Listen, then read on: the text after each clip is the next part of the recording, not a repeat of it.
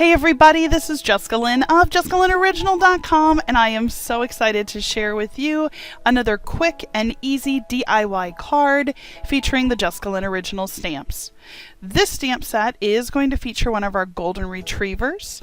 I am using a die cut from SimonSaysStamp, and it is this really cool kind of scalloped edge kind of whooshy thing that says thanks.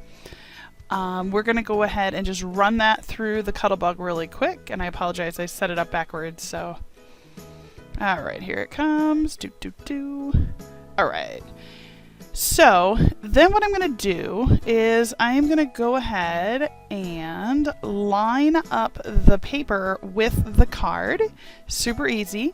And what I want to do is leave about an inch or two at the bottom. I would really like for the die cut to do its job and be very fancy. So you see I'm lining it right up along the edge, and you can see the paper is a little bigger than the card. So I'm going to go ahead, flip it over, and then cut off all the excess.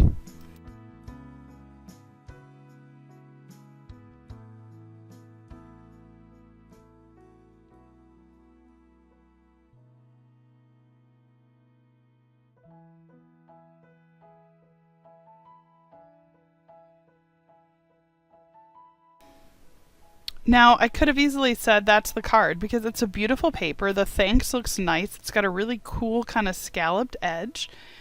And now what I'm doing is I want to make sure we get that little piece in the A. And what I probably should have had is like a little tweezer or something, but I did not have that. So unfortunately, I had to make do with what I had, and it looks all right. I'm pretty proud of it. It looks good. I've never tried this. I've had this die cut forever. I don't remember where I got it anymore, but I remember I bought it a long time ago, or feels like a long time ago. So I'm going to go ahead and just get that all set. And then what I'm going to do is I wanted to incorporate one of our golden retrievers. So what I'm going to do is I have a whole box filled with images that I went through and colored using my Copics, and I'm going to go ahead and add these two adorable little golden retrievers. Now my initial thought was to go ahead and put it on foam risers, but with the fragile tail I'm just going to go ahead and glue it down so it doesn't go anywhere, because I just don't want that little tail to rip off. So now that I've got it all glued, I'm just going to go ahead and put it over the thanks, kind of off center, and just make sure it's down really good. There we go. And then you can see some of my Copic markers bled a little bit to the edge. So I'm just going to use my gray trick, which I'm going to take the W2, and I'm going to go ahead and just color in some of those little white spots that stand out. So you can see I'm just kind of...